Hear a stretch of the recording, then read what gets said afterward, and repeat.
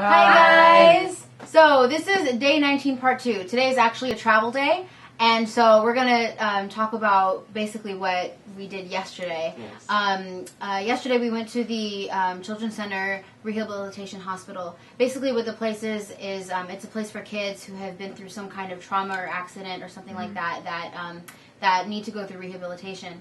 And today we performed and sang to all of them. One of the things that I noticed while we were performing is a lot of them, some can be more responsive than others, and you just don't know. And but one thing I noticed is when we started, and they were all just kind of there, sitting there. But I noticed when we went to the more upbeat stuff, there were quite a few that actually just started dancing in their, where they were sitting. And so it's kind of like, wow, the music that we played really does. I mean, they understand it, they know what's going on, and they're even dancing with it. It was really cool. Yeah, I mean, we were starting to sing Change, and as soon as we hit, like, the chorus, as soon as, like, it just, like, started coming, and then I saw one of the kids, he was like, yay! Yeah. He was clapping. Like, as soon as we hit it, because it's all slow, and then, just no! And then we were stuck. It's so funny. They have a whole department for just musical therapy, and it's so interesting how music really does heal.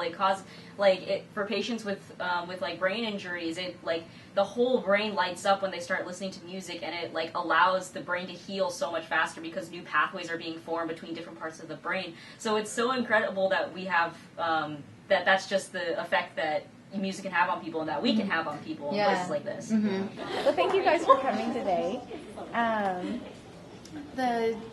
Our main population here at the Children's Center Rehabilitation Hospital is considered medically fragile, multi-disabled, and we serve birth through age 18. So we have a wide range of patients with a wide range of diagnoses.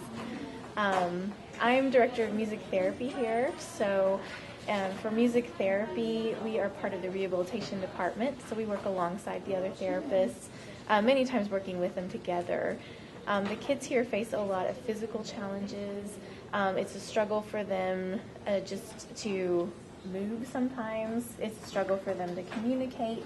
Many of them are really smart. They just have trouble expressing themselves in a way that we can understand. So we all work together as a team to find the best way for them to communicate, the best way for them to use assistive technology and that kind of thing. And we can carry all that over in our music therapy sessions.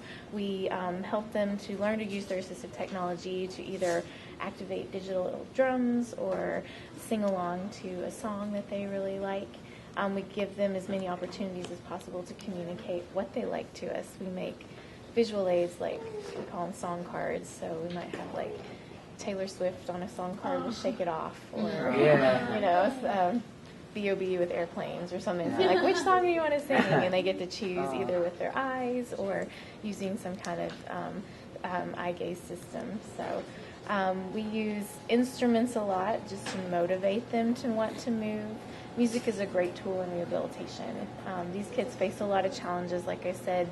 Sometimes they don't want to move because it's really hard, or they are afraid it's going to hurt, or it may hurt. So we can go into a session with physical therapy and do some music and give them a steady beat, like a predictable auditory cue for motor planning to help with their movements. And they start engaging, they think it's fun, they forget they're in therapy, which is great. We can also sing songs that they like and encourage them to use their voice.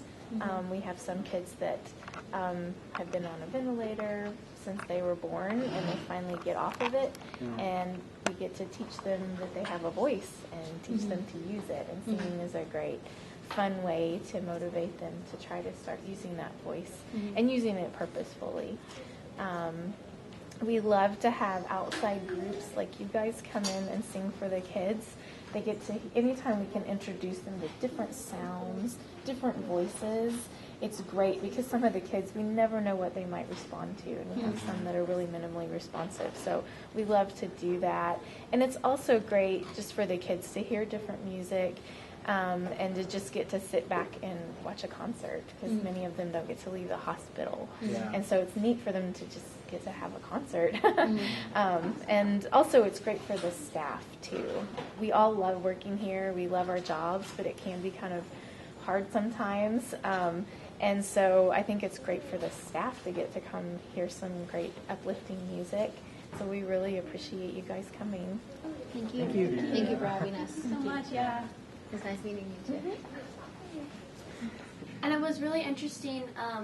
Our songs, kind of like certain songs, kind of took on new meanings. I was noticing, like, From Here to the Moon and Back is a love song, and I always kind of thought of it in, like, a romantic way. But when we were singing it, I'm watching, like, some of the caregivers, like, working with these children, and I was like, this is true love. You know what I mean? And it was, like, really powerful. Mm-hmm. So, and also by your side. Because, like, the caregivers are by, like, the kids' sides and stuff, and I was like, this has so much meaning here, especially here.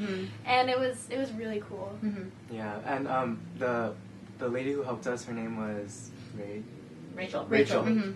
She told us that, like, the kids, like, although some of them, it's difficult for them to, like, express their feelings, but they're all actually, like, very intelligent, and you can see that, like, though it's subtle and stuff, you can see that when you communicate with the kids, and it's really moving. Yeah. There was one girl who you would talk to her and ask her yes or no questions, and if it was a yes, she would look up, and if it was a no, she would look down. And so it was really when she told us that, and then I got to talk with her for a little bit, and it was great. I mean, we had a conversation. It was awesome.